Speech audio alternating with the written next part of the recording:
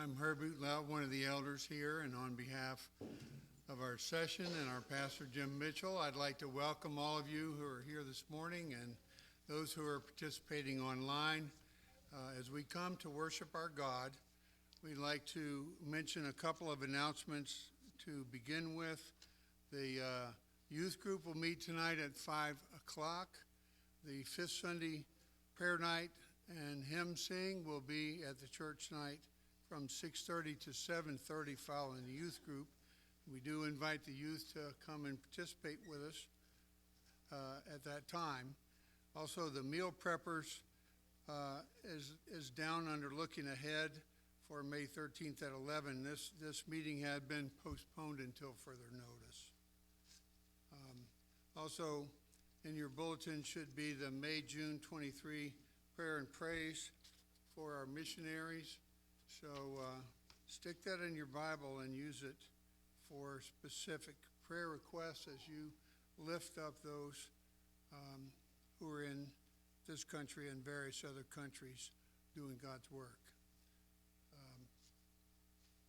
In your bulletin, there's a preparation for worship verse, and if you take a moment to prepare your hearts for worship.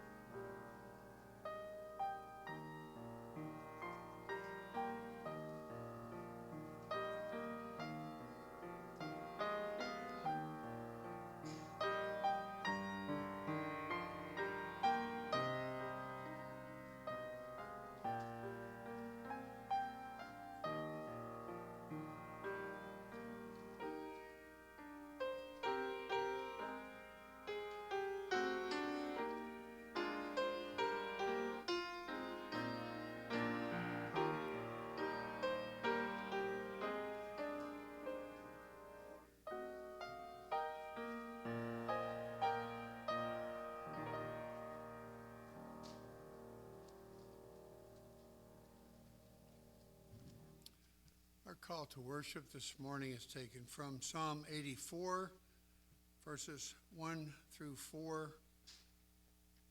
Psalm 84, verses 1 through 4. To the choir master, according to the Gittith, a psalm of the sons of Korah. How lovely is your dwelling place, O Lord of hosts! My soul longs, yes, faints for the courts of the Lord. My heart and my flesh sing for joy to the living God. Even the sparrow finds a home, and the swallow a nest for herself, where she may lay her young at your altars, O Lord of hosts, my King and my God. Blessed are those who dwell in your house, ever singing your praise. Selah. This calls to mind what we're going to see when we go to be with the Lord in heaven. And one of those scenes from Revelation is where he is crowned with many crowns. And so let's sing to his praise with Trinity Hymnal number 295, Crown Him with Many Crowns. Please stand.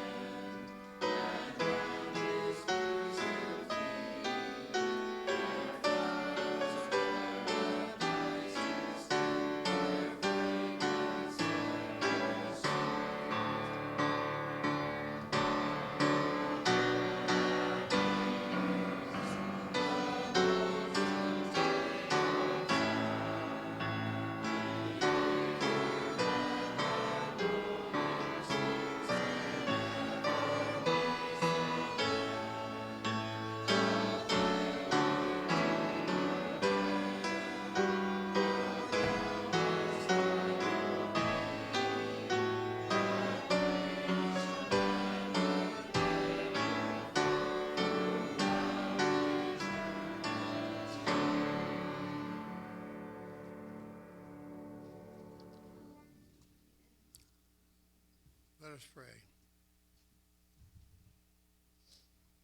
Father, Son, and Holy Ghost, we come before you to worship you, to offer you the praise that you are due, for you are the creator and sustainer of all there is. Lord, you are the one who has called us to be your children. Jesus, you are our prophet, our priest, and our king. We look forward to seeing where all your enemies are put under your feet, and where you will reign forever and ever. Holy Spirit, we pray that you would be with us now as we worship, that you would enliven our hearts, that you would fill our pastor with joy as he preaches the word to us, and that we would receive it, and that you would do your work in our lives. We ask this in the name of our precious Savior Jesus, who taught his disciples to pray, saying, Our Father, who art in heaven, hallowed be thy name. Thy kingdom come, thy will be done, on earth as it is in heaven. Give us this day our daily bread, and forgive us our debts, as we forgive our debtors. And lead us not into temptation, but deliver us from evil. For thine is the kingdom, and the power, and the glory forever. Amen. Please be seated.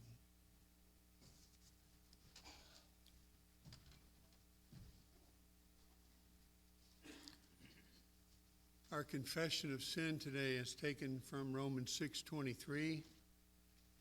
For the wages of sin is death, but the free gift of God is eternal life in Christ Jesus our Lord. We are all sinners. We all are before a holy God, and Jesus is our only access to God the Father. Let's take a few moments to confess our sins to the Lord.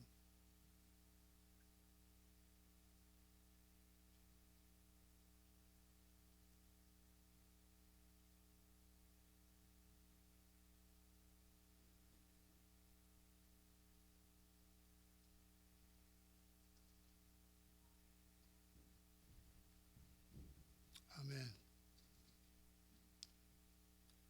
Our assurance of pardon is from Colossians 1:13-14 and 21-22. He has delivered us from the domain of darkness and transferred us to the kingdom of his beloved Son, in whom we have redemption, the forgiveness of sins. And you, who once were alienated and hostile in mind, doing evil deeds, he has now reconciled in his body of flesh by his death, in order to present you holy and blameless and above reproach before him.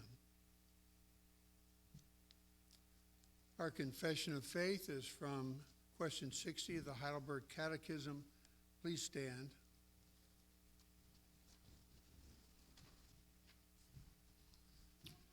How are you righteous before God?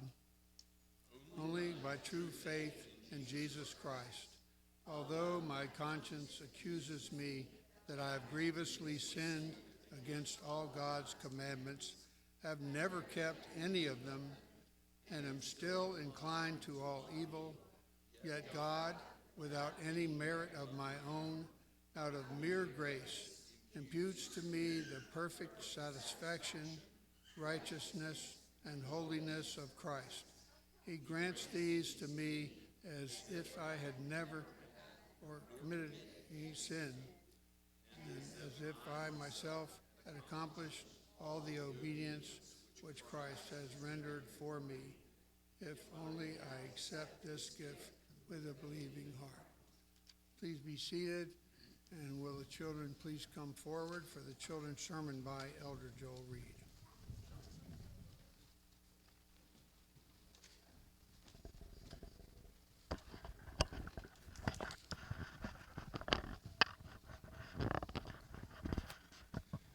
All right. So we've been talking about Abram the last few weeks, right, in Genesis? Well, today we're going to talk about a time where Abram did something for Lot, his nephew. Now, remember Lot had settled over near Sodom and Gomorrah, and Abram had settled on the other side? Well, the kings of Sodom and Gomorrah and some others got in a war, and Lot and Sodom and Gomorrah did not do so well. They got captured. And one person escaped and went to see Abram and said, hey, your nephew Lot has been taken captive. Well, Abram got his men together, went out there, split his force up, and he was able to rescue Lot and those that had been taken captive. And the king of Sodom went to Abram and said, Abram, I'm going to give you whatever you want. And you know what Abram said? He said, no. I don't want it to be known that you made me rich, because it was God that gave me that victory. And it's one of those that Abram understood, that even though he was the one here that had done that deed, the only reason he could do that is because God did it through him. Let's pray. Dear Heavenly Father, we thank you that you give us the power to follow you. That anything we do that is good is only because you do it through us. In Jesus' name we pray. Amen.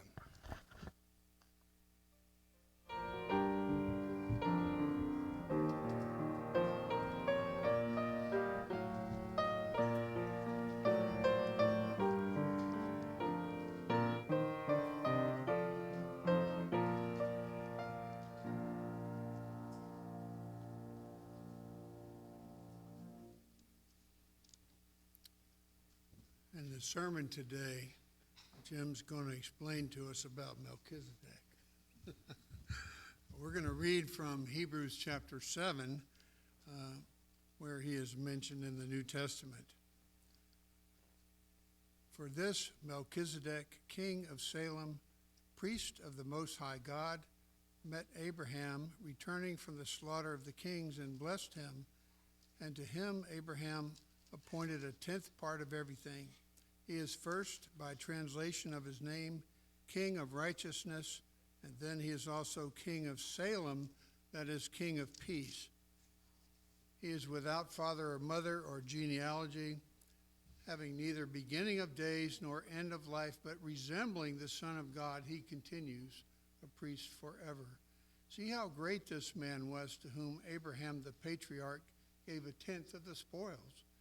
And those descendants of Levi who receive the priestly office have a commandment in the law to take tithes from the people, that is, from their brothers, though these also are descended from Abraham. But this man who does not have his descent from them received tithes from Abraham and blessed him who had the promises. It is beyond dispute that the inferior is blessed by the superior. In the one case, tithes are received by mortal men, but in the other case, by one of whom it is testified that he lives. One might even say that Levi himself, who receives tithes, paid tithes through Abraham, for he was still in the loins of his ancestor when Melchizedek met him. Now, if perfection had been attainable through the Levitical priesthood, for under it people received the law, what further need would there have been for another priest to arise after the order of Melchizedek, rather than one named after the order of Aaron?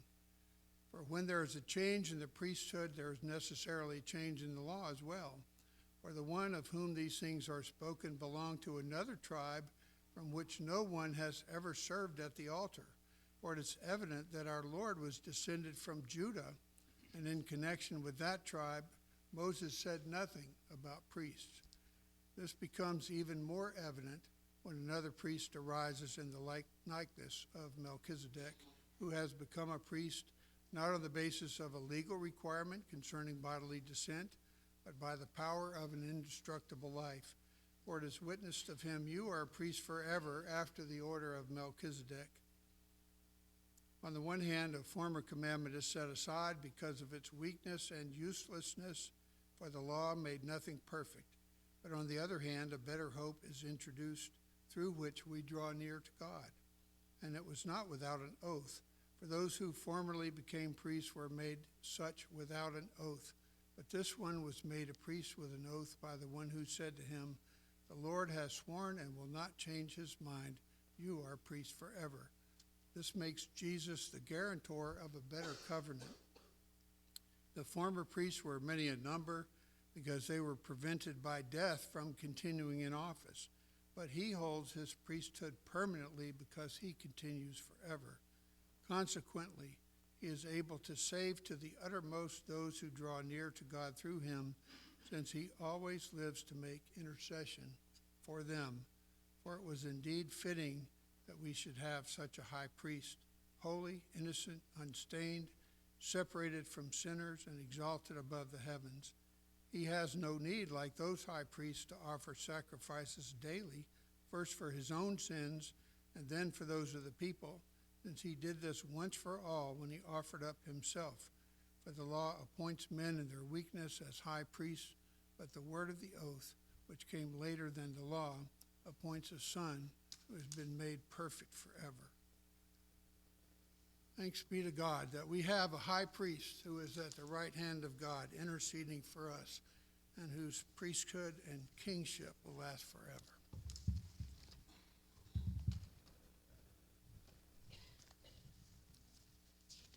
Let us pray together. O gracious Heavenly Father, God of grace and God of glory, your name deserves worship and praise. O Lord Jesus Christ, you are the one mediator between God and man, and you give us the way to approach in worship through your blood, through your righteousness. O Holy Spirit, you have given us the guarantee of a future inheritance in being the down payment of fellowship with the Most High. Father, Son, and Holy Spirit, we come before you as sinners, as those who need aid, as needy. And yet, Lord, you have provided everything we need. You have given us salvation. It is a gift from your hand to be received by faith. May you strengthen our faith by your word.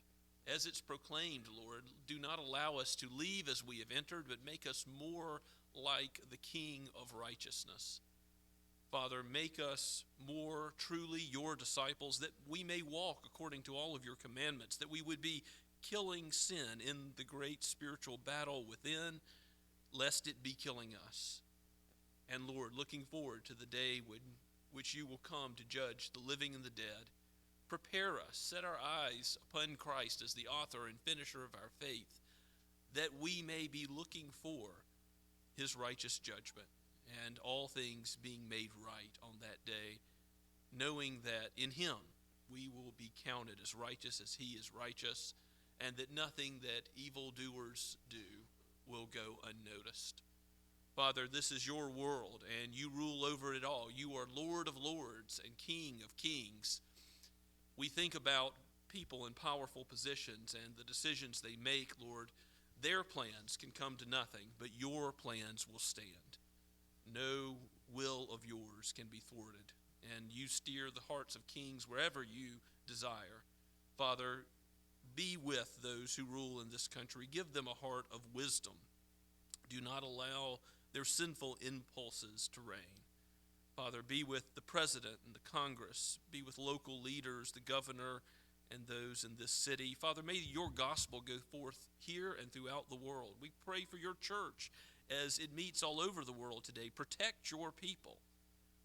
Give your gospel new opportunities to go forth in lands where there has been persecution. Father, let your word do its work of converting the soul, of building up your church, of calling all those who are your sheep to obey the gospel which you have proclaimed to us. We thank you that you have given us something more valuable than any amount of worldly wealth, any silver, any gold, any honey from the honeycomb. You have given us something of utmost value that will bless us not only in this life but forever. We thank you for your word that knows us better than we know ourselves. Lord, forgive our anxious thoughts and things that we worry about, because in Christ we have an inheritance that will never be taken away from us, an inheritance and riches that are eternal and unfading. We are citizens of a better kingdom than any kingdom in this world, all because of Christ and his work. Grant your people peace. Be with those who suffer from physical trouble, from chronic pain. Lord, be with those who suffer emotionally, who are mourning the loss of relationships, the loss of loved ones. We pray that you would be their comforter and give them peace that passes all understanding in the gospel of the Lord Jesus Christ. And Father, bless your church and the use of the gifts of all of your people. Father, I thank you for Scots Kirk and how you have so generously given so many gifts from on high to this congregation. Continue to bless, Lord. Even as we ask your gospel to go out, we pray that others might be called to be equipped by you and to lead, perhaps some as elders, some as deacons. Lord, giving thanks for those you have provided. We look forward to how you will provide for the future leadership of this congregation. Father, we thank you for the ministry teams and the work they are doing.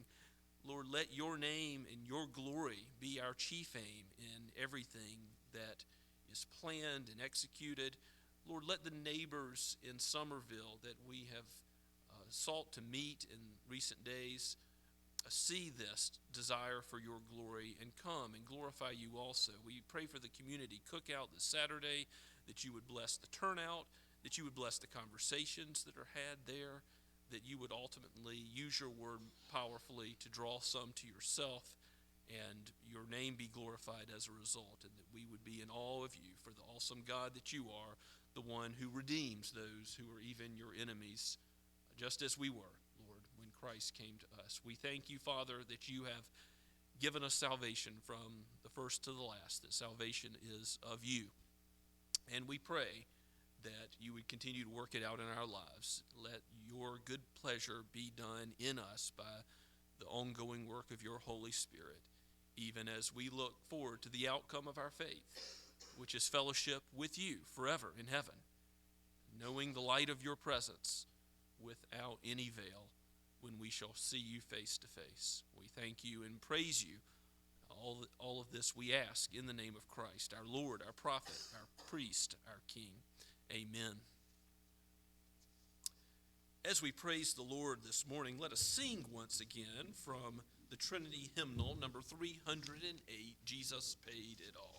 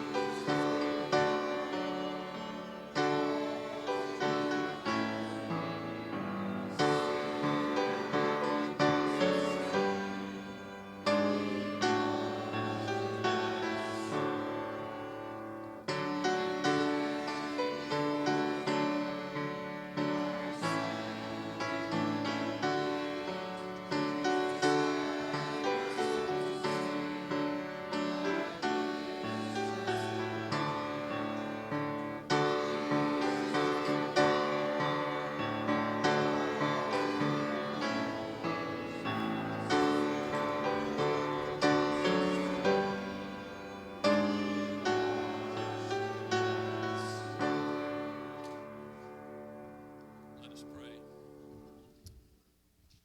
O Lord Jesus, you have given your all, your life for us. You bore the wrath we deserve to bear for our sin, so that we might be blessed indeed. So, Lord, with the comfort we've received, allow us to comfort others. Let us be a blessing to others. Let us care for the orphan, the widow, the needy, the poor. And Lord, more than material provision, give your gospel so that in word and in deed you bless both spiritually and materially from your mighty power, your people. Lord, let those who have not yet trusted in Christ see your goodness. Let your gospel be proclaimed here in Somerville and around the world. Let our very lives be used as living sacrifices for your glory. We pray all this in Jesus' name. Amen.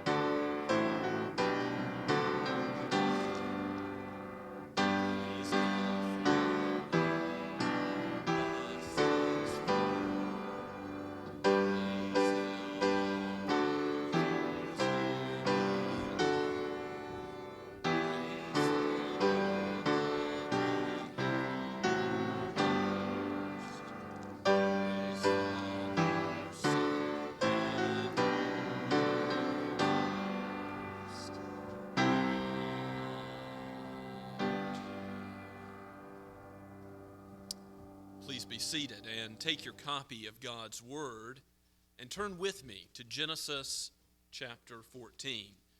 We'll look at the whole chapter, and as you recall last week, we have just seen Abram and Lot, his nephew, part ways. Not enough food for all of the livestock they own in one spot, and Lot goes his way towards Sodom, that ominous place to settle.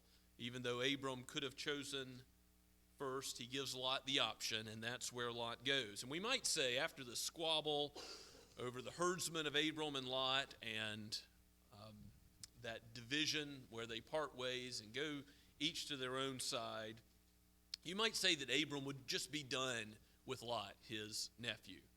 But we're going to see in our text today that Lot gets himself in trouble. That settling towards Sodom is part of it. And Abram loves him and is compassionate towards him in a significant way. He basically undergoes a rescue operation of a massive scale, using all of his resources, his wealth, his servants who are trained and ready for just such a time as this. This is the first time we see military conflict in Genesis, the book of beginnings. Well, there's going to be wars and rumors of wars until the end of time. We know that. Jesus will come and ultimately be the Prince of Peace in the consummation of all things. Then peace will be total. But until then, what is true here will be true in the last days in which we live, that there is conflict. And we'll see that Abram doesn't jump in the middle of the conflict between unbelievers and warring kings, but he does act. He does, not as a pacifist, but as one who is prepared to aid the innocent. He jumps in when Lot is taken captive in these warring parties. So let's give our attention to God's word now, again penned by Moses, breathed out by the Holy Spirit for each of us today. Genesis 14. In the days of Amraphel, king of Shinar, Arioch, king of Elasar, Chedorlaomer, king of Elam, and Tidal, king of Goim. These kings made war with Barah, king of Sodom, Birsha, king of Gomorrah, Shinab, king of Admah, Shemeber, king of Zeboim, and the king of Bela, that is Zoar. And all these joined forces in the valley of Siddim, that is the Salt Sea. 12 years they had served Chedorlaomer, but in the 13th year they rebelled. In the 14th year, Chedorlaomer and the kings that were with him came and defeated the Rephaim in Ashtaroth, Karnaim, and Zuzim in Ham, the Emim in Shaveh Kiriathaim, and the Horites in their hill country of Seir, as far as El Paran on the border of the wilderness. Then they turned back and came to En Mishpat, that is Kadesh, and defeated all the country of the Amalekites, and also the Amorites who were dwelling in Hazazon Tamar. Then the king of Sodom, the king of Gomorrah, the king of Admah, the king of Zeboim, and the king of Bela, that is Zoar, went out, and they joined in battle in the valley of Siddim with Chedorlaomer, king of Elam, Tidal, king of Goim, Amraphel, king of Shinar, and Arioch, king of Elasar, 4 kings against 5. Now the valley of Siddim was full of bitumen pits. As the kings of Sodom and Gomorrah fled, some fell into them, and the rest fled to the hill country. So the enemy took all the possessions of Sodom and Gomorrah and all their provisions and went their way. They also took Lot, the son of Abram's brother, who was dwelling in Sodom, and his possessions, and went their way. The one who had escaped came and told Abram the Hebrew, who was living by the oaks of Mamre the Amorite, brother of Eshcol and Aner. These were the allies of Abram. When Abram heard that his kinsmen had been taken captive, he led forth his trained men, born in his house, 318 of them, and went in pursuit as far as Dan. And he divided his forces against them by night, he and his servants, and defeated them and pursued them to Hobah, north of Damascus. Then he brought back all the possessions, and also brought back his kinsman Lot with his possessions, and the women and the people. After his return from the defeat of Chedorlaomer and the kings who were with him, the king of Sodom went out to meet him at the valley of Shaveh, that is, the king's valley. And Melchizedek, king of Salem, brought out bread and wine. He was priest of God Most High. And he blessed him and said, Blessed be Abram by God Most High, possessor of heaven and earth. And blessed be God Most High, who has delivered your enemies into your hand. And Abram gave him 1/10 of everything. And the king of Sodom said to Abram, Give me the persons, but take the goods for yourself.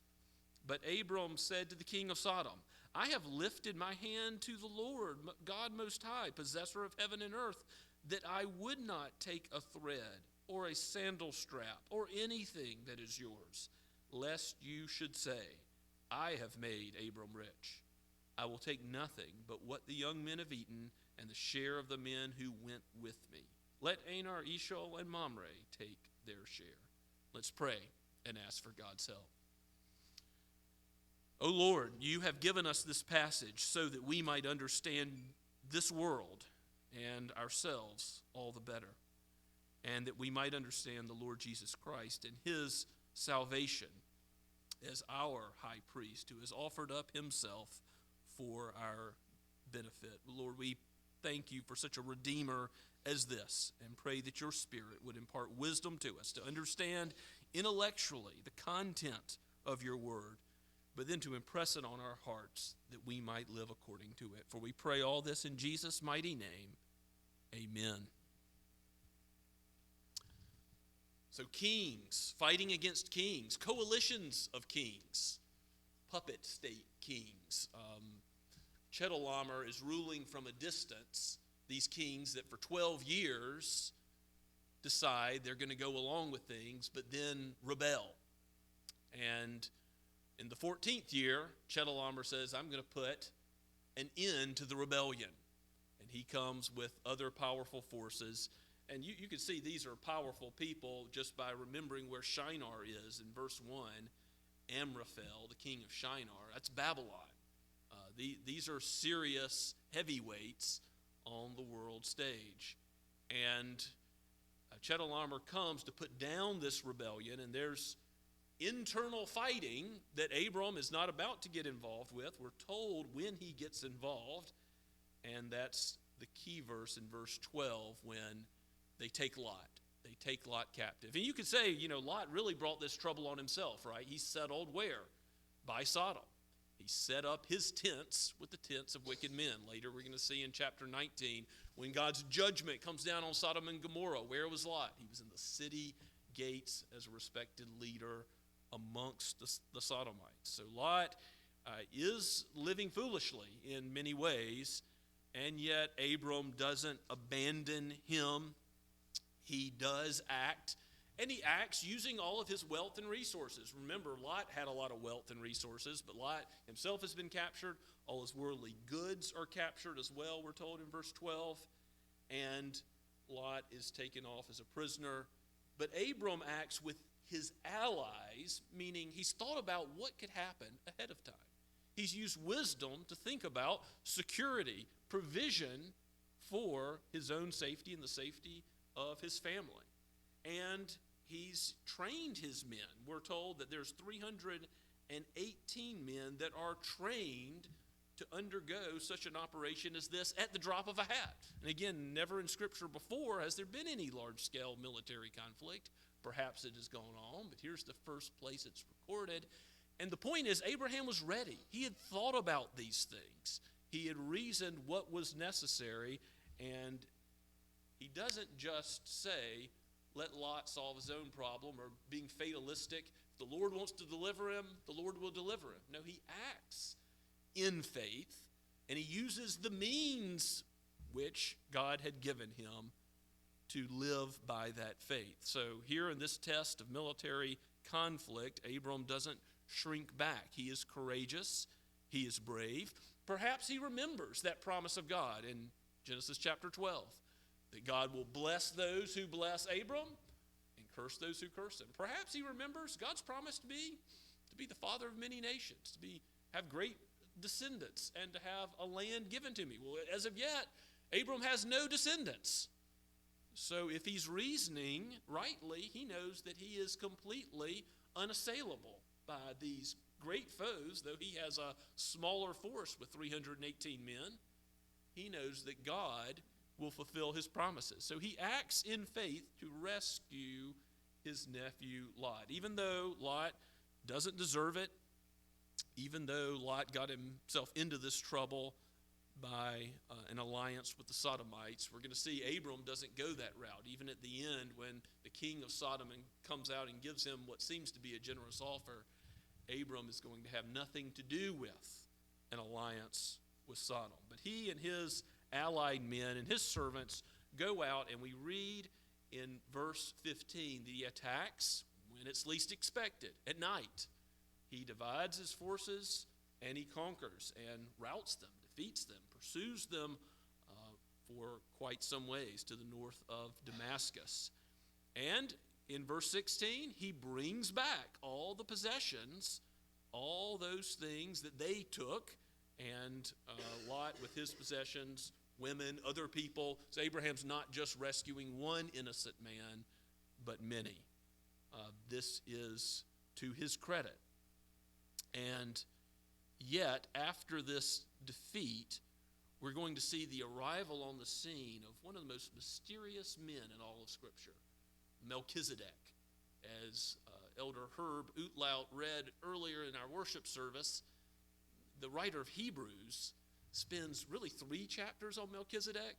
Starts off in chapter 5 and then says, this is really hard to understand, and you're dull of hearing, sort of interrupts himself for a bit and then continues on with Melchizedek to chapter 7. We read all of chapter 7, but really 5, 6, and 7 all have to do with understanding who is this mysterious man that comes on the scene in Genesis 14. And 1,000 years later in Psalm 110, when you see Melchizedek's name mentioned again, and again, millennia go by before we see him mentioned again in the book of Hebrews. But it's important to understand, because as we heard read from Hebrews 7, Melchizedek is this king of righteousness, this king of Salem, probably short for Jerusalem, the place where God is going to bless his people from Zion.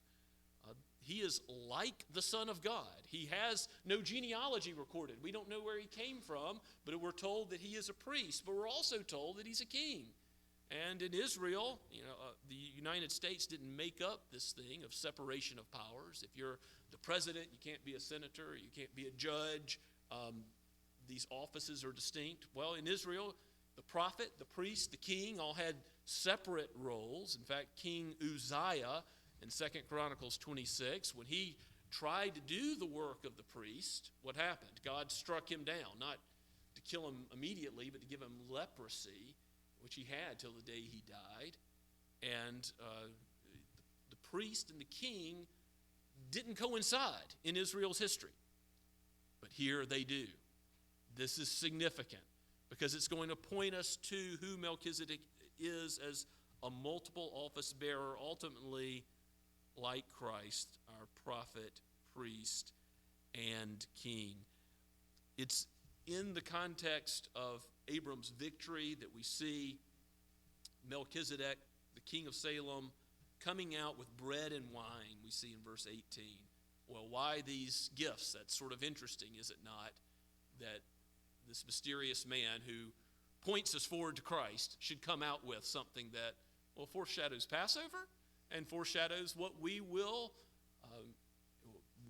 celebrate next week in worship with communion, the Lord's Supper, the elements of bread and wine.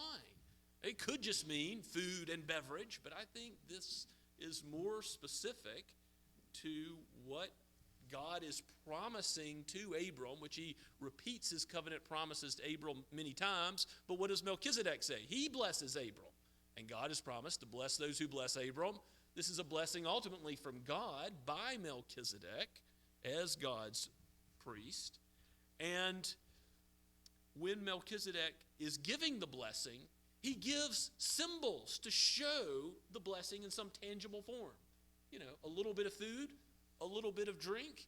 These show Abram, these are tokens of the blessing which God the Most High is giving you. And so it is in the Lord's Supper when we receive the elements of the fruit of the vine and the bread. We are having a little taste of God's goodness. So much more is Christ's body broken for us spiritually, his blood poured out for us spiritually. So we look forward to the Lord's Supper next week. Think about how every meal you eat, where God has provided by his fatherly care everything you need, your daily bread once again, how that shows you constantly, again and again, that he has provided all you need spiritually in the Lord Jesus. And indeed, that's what this bread and wine displays, God's care for his people, and for Abram specifically as the heir of the promise, the covenant promises of God. And as Melchizedek comes out with bread and wine, he utters this blessing in verse 19. He blesses him. Blessed be Abram by God Most High, possessor of heaven and earth. Is he the Lord of lords and King of kings, even in all these warring parties and what seems so terrible, so out of place, due to sin, all of the problems that have been occurring, a lot having been kidnapped. But God showing his righteousness and allowing Abraham to deliver him. Yes. Blessed be God Most High, who has delivered your enemies into your hand. God is the one. The horse is prepared for the day of battle, but victory is from the Lord, the Proverbs say. God is the one who delivered, not ultimately Abraham. And Abram does something at the end of verse 20 that shows that Melchizedek is a mysteriously great man. We're already seeing how great Abram is with just all the chapters devoted to him in the book of Genesis. We know Abram is a titan, a father of the faith, a man of great wealth and resources, and does this amazing rescue operation. But Melchizedek is greater. How do we know that? It says Abram gave a tenth of everything to Melchizedek. Abram tithes to Melchizedek, showing that he is the superior and Abram is the lesser. And by the way, this is the first mention in the book of beginnings. The tithe is the first time it's mentioned in Scripture right here. It predates the law. Later, there's going to be many laws given in the Pentateuch about tithing. We'll see it throughout the Old Covenant. It's always been the practice of the godly to know that God is the possessor of heaven and earth. He owns everything, the world and all that's in it, but we, for a little while, are stewards. And so we give to him. We show that he is the greater, that he deserves worship and praise. And even in our worship service, it's an act of worship to give the tithe because we are showing whom we serve. And it's been true not just in Israel, but predating the giving of Israel's ceremonial and civil and moral laws. Like the creation ordinances we've seen before, this is a principle that God's people have known from the earliest times. The tithe which Abraham gives to Melchizedek shows that Melchizedek is the superior. And yet we have to acknowledge that Melchizedek is not the pre-incarnate Christ. Hebrews 7 says he's like the Son of God. We don't see a theophany here. It's not an angel. Melchizedek is a man, we're told, in Hebrews again. And yet, this is a type of Christ. And Hebrews uses that language that Melchizedek points us forward to who Jesus is as the multiple office possessor, prophet, priest, king. How is Christ a prophet? He alone truly spoke the word of God. He alone preached as no other man could preach with such great authority that all were in amazement. He not only foretold the word of God, but he foretold things that were to happen before they happened. He prophesied the temple being destroyed by the Romans in 70 AD before it occurred, amongst many other things. Jesus was the prophet of prophets, but he also is our great high priest, the one who sympathizes with our weakness. But ultimately, what does he do as the high priest? He offers up himself as the Lamb of God, spotless lamb, the sacrifice needed for sin. It had to be a perfect sacrifice, so it had to be God. It had to be his infinity to take away the sins of the world, past, present, and future. It had to be a man that was sacrificed. Jesus gives up himself as the God-man, as a human being for our sins, for the sins of all his elect for all time, as our high priest. And Jesus is the King, who is the King of glory that's welcomed in on Palm Sunday. It's Christ. But who is the King of glory who will come back as a rider on a white horse to wage war and to deliver his people? It's Christ. You see the end of Revelation, his power and might. Christ is the King who will judge. And by the way, you get a picture here of a kinsman redeemer. The love and compassion that Abraham showed to Lot.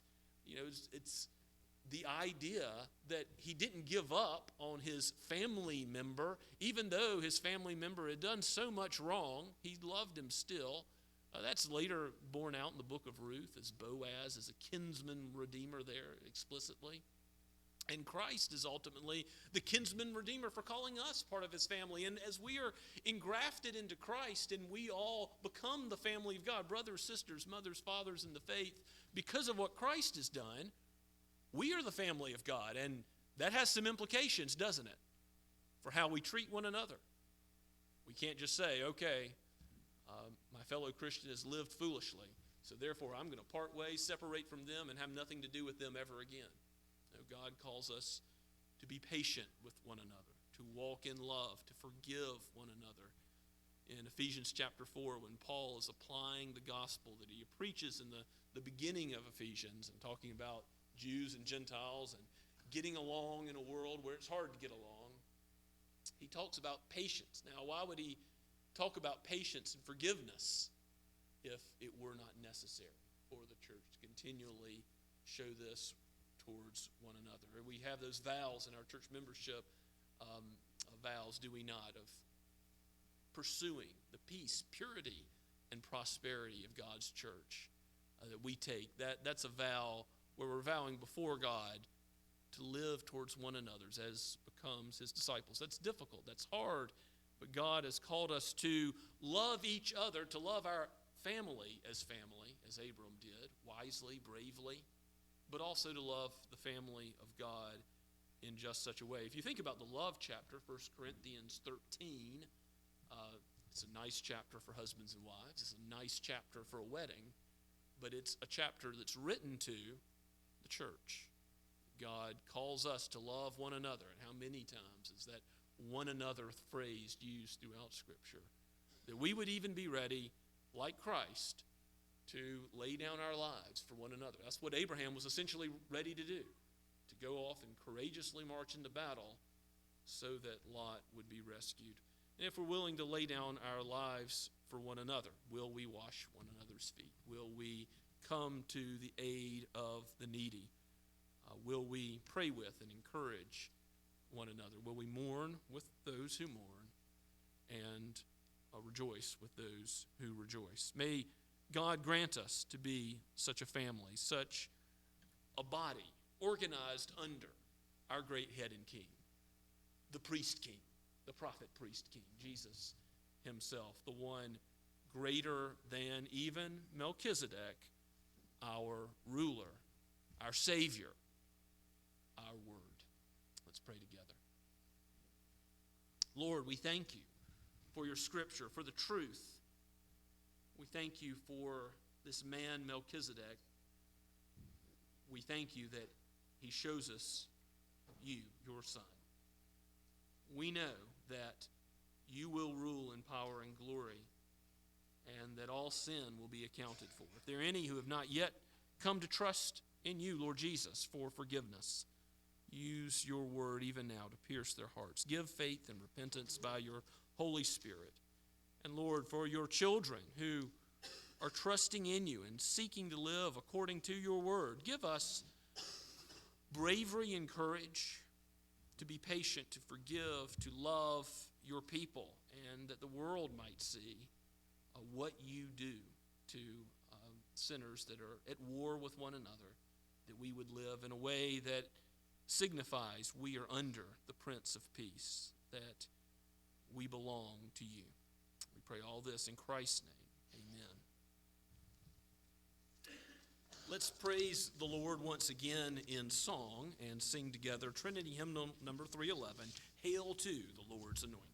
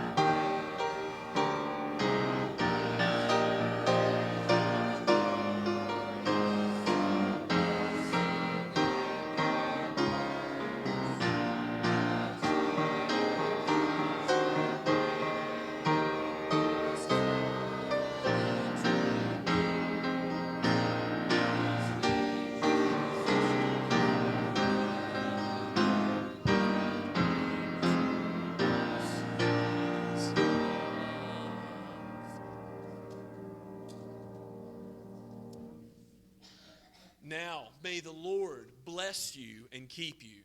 May he cause his face to shine upon you and be gracious to you. May he lift up his countenance upon you and give you peace, now and forever. Amen and amen.